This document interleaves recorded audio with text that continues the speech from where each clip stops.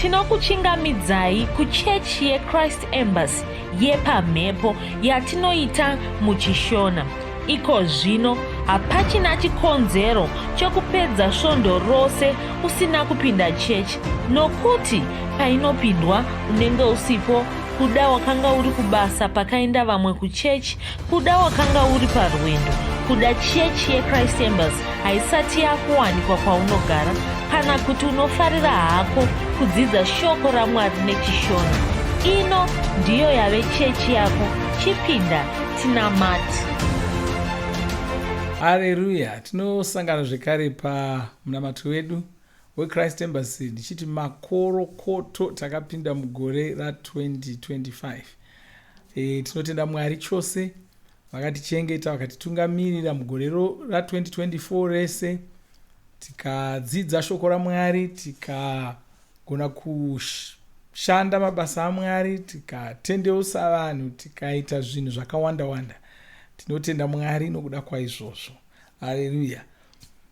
Tichitenda mufudzi Chris nokuti gore rose vanga varingotitumira shoko, tichiwana shoko kubva mubhuku reRhapsody zuva rimwe nerimwe, vachititungamirira zvekare munemwe minamato yakasiyana siyana. Vanga vachitidzidzisa shoko raMwari. Tine zvirongwa zvakawanda, zuva guru rekunamata. Tine zuva zvidzidzo zvavanotipa zvakaita se shoko nezviri kuitika mudzinyika mazuva ano. Saka vanga vari kutitungamirira pose ipapapa vachitibatsira. Haleluya. Uye tinotenda zveMwari nokuti mufudzi Kristu akatitaurira kuti gore rino ra2025 igore rekupedzisa, igore ratiri kupedzisa mabasa edu. Tichawana mumukana wokutaura zvakati wandei pamusoro peshoko iroro, asi takatokutumirai shoko iroro, takatokuzivisai zvakadzidziswa musi iwoyo. Mufudzi Kristu achitidzidzisa kuti mugore ra2025 taakupedzisa kuparidza shoko roruponeso kunyika dzepasi rose. Ndo chimwe chezvinhu zvatichange tichiita izvozvo. Haleluya. Kwai patinobuda mugore ra2025 tinenge tamirira kudzoka kwaIshe, taakumirira kubvutwa kwavatsvene, taakuverenga mazuva. Kwai mugore ra2025 chitangai kuverenga mazuva ekudzoka kwaIshe. Saka zvinonakidza. Mona kudzoka kwaIshe nokubvutwa kwatsvene dzinongoita senyaya tichitaura saizvozvi, asi zvinhu chaizvo zviri kutoitika. Jesu ari kudzoka, vatsvene vari kubvutwa. Usasara zvachose. Ino ndo nguva yekutoti uchitosunga dzisimbe, umhanye neshoko raMwari, urarame upenyu hwevaMwari, uchishingairira kuita mabasa aMwari. Ndo zvatoda kutarira pachidzidzo chanhasi. Kwanzi shingaira kuita mabasa aIshe Jesu. Ndo chidzidzo chatoda kufamba nacho, chatinotora mubhuku reRhapsody. James 5:9 kwanzi, saka hama dzangu tsungirirai kusvika panouya Ishe. Kwai tsungirirai kusvika panouya Ishe. Gore rino igore rakakosha zvikuru. Mufudzi Kristu wakutitsanangurira. Pane zvinhu zvaunofanira kuronga kuita zuva rimwe nerimwe. Chimwe chacho kuzivisa vanhu nezvaIshe Jesu. Kwai ronga kuzivisa vanhu nezvaIshe Jesu zuva rimwe nerimwe. Haleluya. Kwai unofanira kuparidza shoko reruponeso. Riparidze neshungu zhinji. Shoko iri rava kufanira kuparidzwa nekukasira. Ishe vava pedo kudzoka. Vari kudzoka kuzotonga nyika ino. Asi vaMwari vachafanira kutanga vabvutwa, vachibviswa panyino. Haleluya. Saka tichabviswa panyika ino. Kwai ndo zvichatanga zvaitika izvozvo, ivo zvichizouya votonga nyika ino. Bhaibheri rinotizivisa nezvekubvutwa uku. Rinoti vakafa vachamuka musi uyu vagokwira kudenga, isu vapenyu tichizobvutwavo, tichinobatana navo, tichinobatana pamwe navo, tichisiya nyika ino, tichinosangana naIshe. Ishe ava vachange vakatimirira mumhepo. Zuva rekubvutwa iri rava pedo chose. Ndiko kusaka tsamba yaPita yechipiri chitsauko 3 ndima 11 ichiti, saka zvinhu zvose izvi zvichanyunguduswa, kureva kuti munofanira kurarama muutsvene sevanhu verudzi rwaMwari. Haleluya. Nona zvinhu zvose zvatinoona zvakakosha panyika pano hazvina kukosha tichazvisiya tichibvutwa tichienda. Kune vamwe vakatofa vakatotungamira vakatozvisiya, kana vanga vane purazi vakasiya, kana vanga vane motikari vakasiya, kana vanga vane mazakwatira emari vakasiya, kana vanga vane hameno chii chavaikoshesa vakasiya, zvokudya zvavaikoshesa vakasiya, zvose hapachina. Haleluya. Vakaenda vakasiya zvose izvozvo. Asi kunyange uripo nhasi, kwanzi zuva rokubvutwa kwavatsvene rapedo, musi iwoyo tinongobvutwa toenda. Haleluya. Dzinongoita senyaya, asi ndochokwadi uye ndo zvinhu zvapedo kuitika. Saka kwanzi rarama semunhu akamirira kudzoka kwashe vako. Mariko 13 ndima 35 kusvikira pa39 inoti, saka imi garai makarindira, muridzi weimba achadzoka, asi hamuzivi musi waanodzoka. Angauya zuva richangovira, angauya pakati peusiku, angauya kwava kunoedza, angauya ari mangwanani, nokuti achakaruka auya, angazokuwanai makavata. Saka kwanzi garai makangwarira, musawanikwa makavata.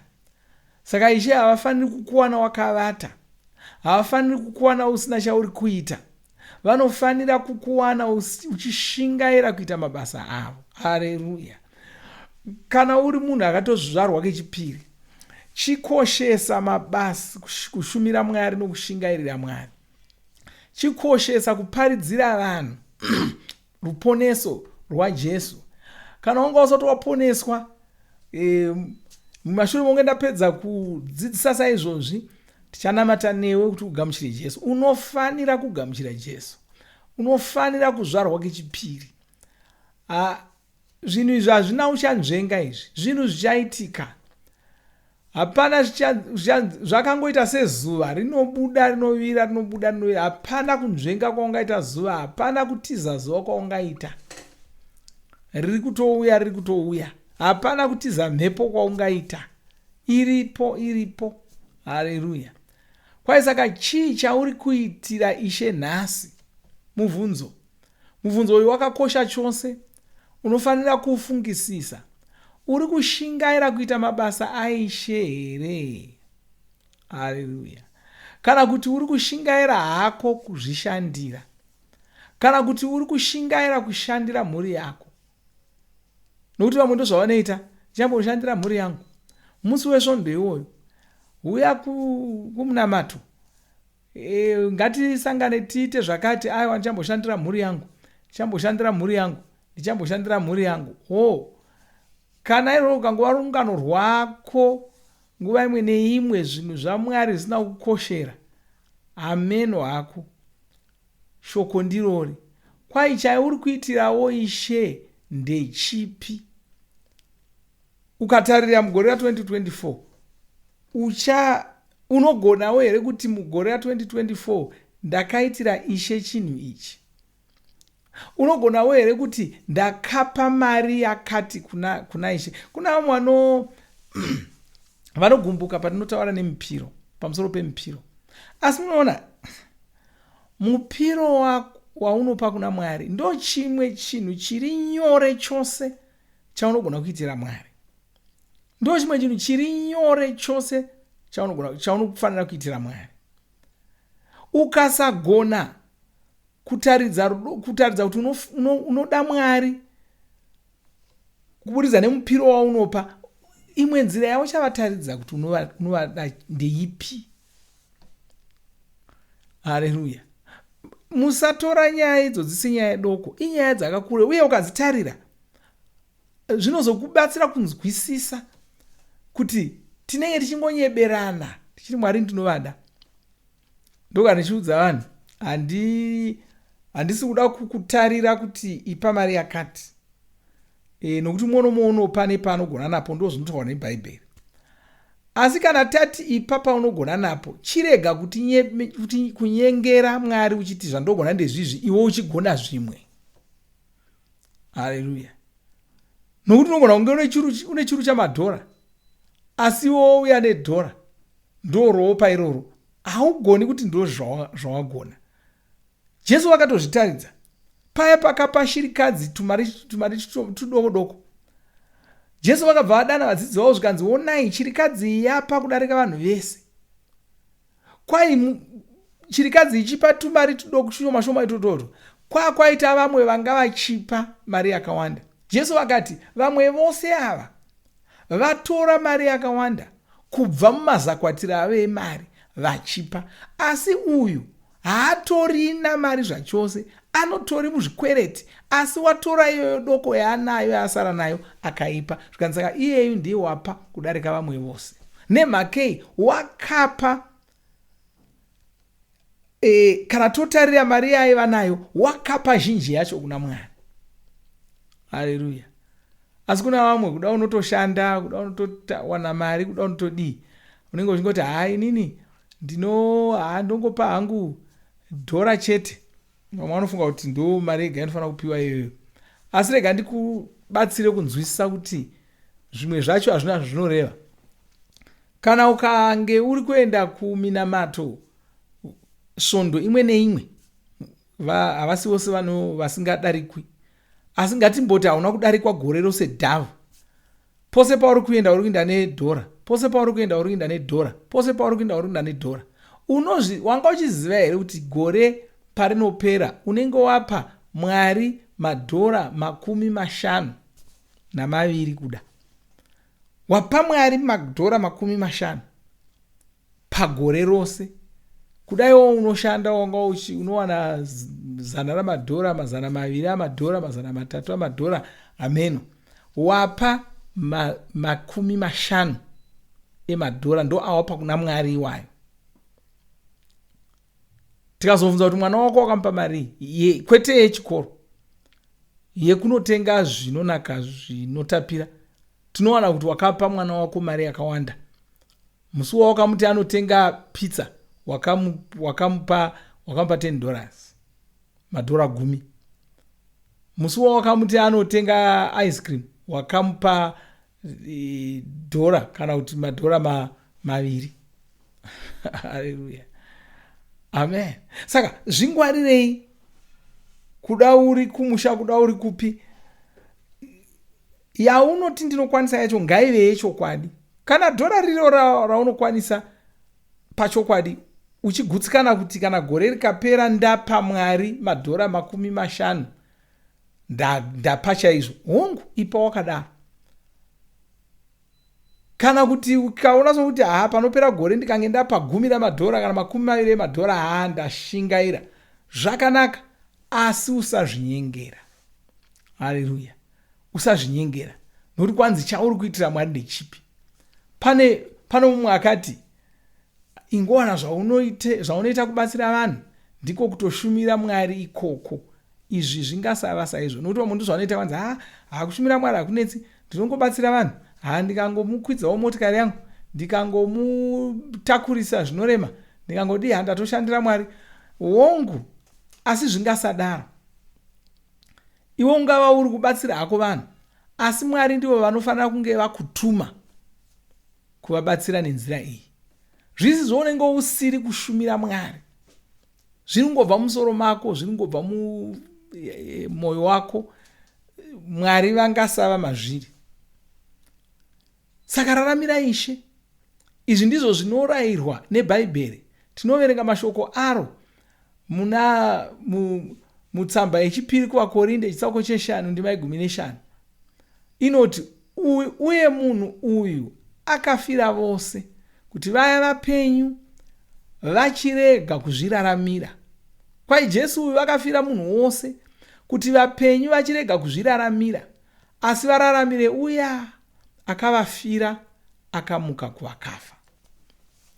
Tsamba yekutanga kuvakorinde chisago 15:57 inoti, saka hama dzangu dzandinofarira, mirai makasimba, pasina chinokuzungunusai. Mabasa amunoitira Ishe agare achiwedzera, muchiziva kuti mabasa ose aya amunoita muna Ishe haasi pasina. Kwai mirai makasimba, pasina chinokuzungunusai, muchiwedzera mabasa amunoitira Ishe, muchiwedzera kushingairira Ishe. Haleluya. Saka ndo mafambiro auri kufanira kuita mugore rino. Chishingairira Mwari, chiregera kuramba uchafunga kuti tichazozviona rimwe zuva racho rinogona kusavapo. Hwamanda icharira, ikange yarira hakuchisina mangwana, zvatovharana, zvatopera ipapo. Kana wanga usati watanga, ndizvozvo hausati watanga. Kana wanga uchiri kumashure nendima, ndizvozvo uri kumashure nendima. Asi usawanikwa uri kumashure nendima, wanikwa uri kumhanya nendima, wanikwa uri mberi nebasa. Haleluya. Wanikwa uchishingaira, uchishandira Ishe. Haleluya. Amen. Ndoti muteedzere mumashure mangu muna matoyu tigonamata pamwe chete. Iti Ishe Jesu vava pedo kudzoka. Ini ndinorarama semunhu akavamirira. Saka ndinogara ndichishingaira kuita mabasa avo. Iwo mabasa aya avakandituma kuita, ekudzosa vanhu kwavari, pamwe nekushandisa mari yangu kutsigira kuparidzwa kweruponeso. Ndinosimbiswa, ndichiitwa kuti ndigone kurarama zvinowirirana neshoko raMwari, ndichibereka zvibereko zvinoita kuti Ishe Jesu vakudzwe muzita raJesu. Amen. Haleluya. Regai tinyengetere tichitenda Mwari. Balezo draki amali pronta gazlia, lebro saligasha branco de los trimarigande, la prato gazilia branco de cosa majaliga, timoria grasta makita posha, mazilia granza makita posha. Gamira gase mogaria, gamira gase mogaria, gamira gase mogaria, gamira gase mogaria. Haleluya. Baba ndokutendai kuti zuva rokubvutwa kwavatsvene rava pedo, uye zuva rokudzoka kwaIshe Jesu rava pedo. Saka tinoshingaira kuita mabasa enyu Ishe. Ndonyengeterera muno munhu wandiri kunamata naye. Ndonamata kuti mwoyo wake unge uri paushe hwenyu, mwoyo wake unge uri pakuraramira Jesu. Ngapasawana anozviraramira iye pachake, asi muno mumwe araramire imi. Muzita ramambo Jesu bandiro kutendai ndokukudzai. Haleluya. Ndonamata kuti mugore rino muno mumwe achamhanya, chishingaira kuti mabasa enyu, achitingaira kuunza vanhu kuna Mwari, chishingaira kuva chiropafadzo kunyika nokuvanhu pasi rose, chipa mari yake kubasa raMwari asinganyimi, asina rutsuta. Ndinokutendai nokurumbidzai. Ndonyengeterera vose vasiri kunzwa zvakanaka, vane zvinhu zvisiri kufamba zvakanaka. Ndinorayira kuti zvinhu zvavo zvifambe zvakanaka. Zvinofamba zvakanaka muwaniso dzavo, mumhuri dzavo, vana vavo vanodzoka, vakapanduka vaya vanodzoka, vasingadi Mwari, mwoyo yavo inotendeutsirwa kuna Mwari. Vakaroorana, kana pane mumwe pakati pavo asiri kushingaira pakunamata Mwari, vanodzoswa, mwoyo yavo inodzoswa kuna Mwari, mwoyo yavo inoiswa pana Mwari. Nyengeterera vose vasiri kunzwa zvakanaka, ndichidzingira kure marwadzo ese, ndinodzingira kure zvirwere muzita ramambo Jesu. Ndinomira saJesu ndichirayira kuti chirwere chibve, chirwere chokutema kwamusoro ndinokudzinga iko, ndinokurayira kuti ubude mumunhu iyeye. Buda muna baba ivavo, buda muna mai vavo, buda mukomana yeye, musikana yeye. Ndinokudzingira kure ndichirayira kuti musoro uyoyo upore. Ndorayira kuti musana wamai vavo upore, musana wababa ivavo upore. Makumbo anorwadza ndoarayira kuti apore. Haleluya! Iwe chibvuma kuti wapora, bvuma kuti waporeswa muzita ramambo Jesu. Amen. Haleluya, haleluya. Senguva yose ino isvondo yokutanga yemwedzi wandira, saka tinodya chidyo senguva yose. Toda kuti tivhureko zvino kugwaro ratinoshandisa, rimwe remagwaro ratinoshandisa, tsamba yokutanga kuvakorinde chitsauko 11 ndima ya 23. Kwai nokuti zvinhu zvandakakupai zviya ndakazvigamuchira kubva kuna Ishe, zvekuti Ishe Jesu usiku huya hwavakapandukirwa vakatora chingwa, vakatenda Mwari pamusoro pacho, ndokuchimedura ndokutaura vachiti, torai mudye, ndiwo muviri wangu unomedurirwa imi, itai izvi muchindirangarira. Ndoda kuti titore chingwa ichocho tigochiropafadza, tigochimedura, tigochidya pamwe chete. Haleluya, haleluya. Saka toda kuti tinyengetereko zvino. Baba, toda kutendai nokutendai nokuda kwemuviri waJesu wakamedurirwa isu. Toda kutendai nokutifira kwavakaita pamuchinjikwa. Tinomedura chingwa ichi tichidya pamwe chete, tichipupura kuti tava nhengo dzomuviri waJesu, tava rimwe ramafupa avo. Saka tinokutendai nokurumbidzai. Amen. Haleluya. Kuti mumedure chingwa ichocho tigochidya pamwe chete. Haleluya.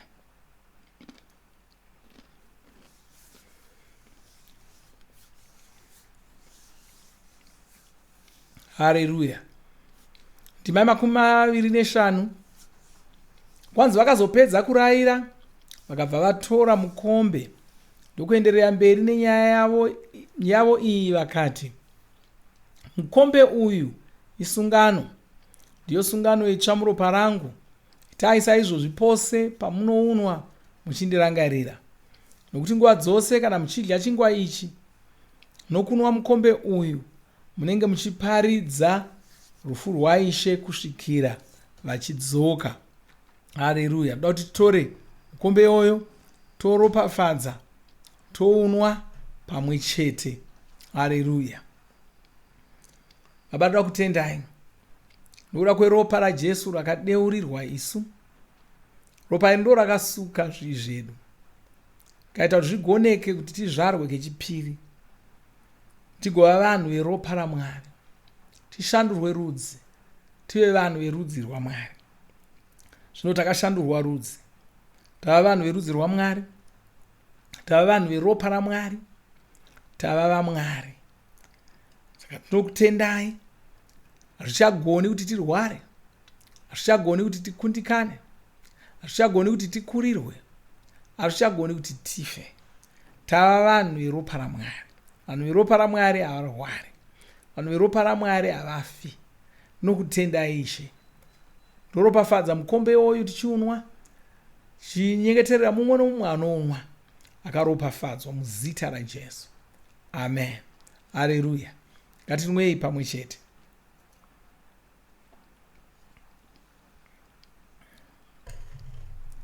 Haleluya.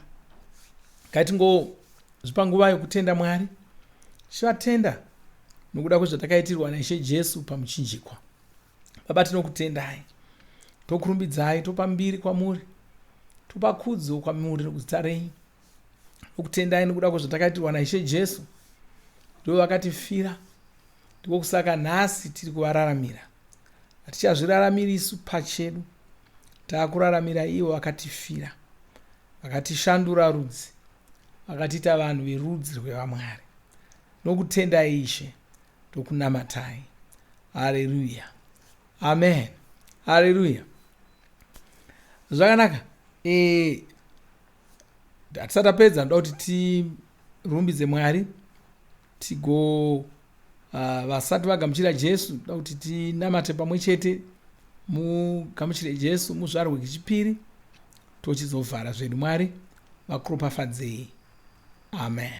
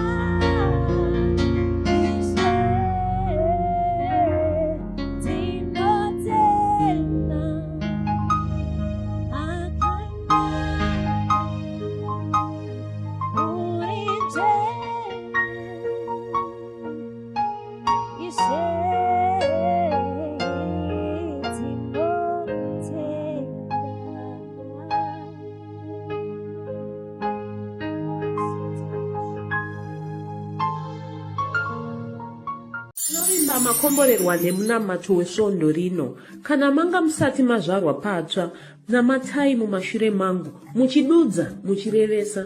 Taurai muchiti, Mwari vari kudenga, ndinouya kwamuri, ndinokoka Jesu kuti vapinde mumwoyo mangu. Ndinokumbira kuti Jesu vatonge upenyu hwangu. Ndinopupura kuti Jesu ndivo vavaishe wangu. Saka ndinogamuchira upenyu usingaperi mumweya mangu. Ndazvarwa patsva, ndava chisikwa chitsva. Ndinokutendai. Amen. Makorokoto mazvarwa patsva, tinokugamuchirai muchechi yeChrist Embassy. Titumirei zita renyu nekwamunogara. Munogona kutumira iri SMS kana WhatsApp pa 0772 215931 kana kutuma tsamba pashonaror@gmail.com. Muchida kupa mpiro yenyu neEcocash, rovai nhamba *151*2*5*58222 motevera zvinenge zviri kutaurwa neEcocash ipapo. Kana muine nhare dzemazuva ano munogona kushandisa KingsPay kupa mpiro yenyu. Shandisai kodi inoti TNIOG nemavara makuru. Tinoda kukuzivisai zvinotevera. Tinokurudzira kuti musadarikwe nezvidzidzo zveRhapsody. Zvidzidzei kuti shoko riwande mamuri mugone kumirisana nezvinhu zvinonetsa muupenyu. Tinodavo kuzivisa vane nhare dzeEconet kuti *205# vava kugona kuwana Rhapsody panhare dzenyu kunyangwe musina WhatsApp. Rovai nhare idzi muwane Rhapsody panhare dzenyu zuva rimwe nerimwe.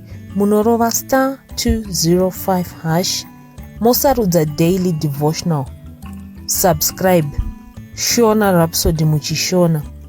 Munamato uno munoubata paWhatsApp, paradio, paYouTube panoti Shona Online Church, www.ce-shonachurch.org nepa vcc.rhapsodyofrealities.org. Tinokumbira mutizivise kana muri kutibata pane imwe yenzvimbo idzi. Kana pari painternet munogona kunyoresa muchitipa zita renyu. Kana pari paWhatsApp tinyorerei tigopota tichikutumirai zvimwe zvidzidzo kana kutitumira SMS pa0772 166 928. Ivai nesvondo rakanaka.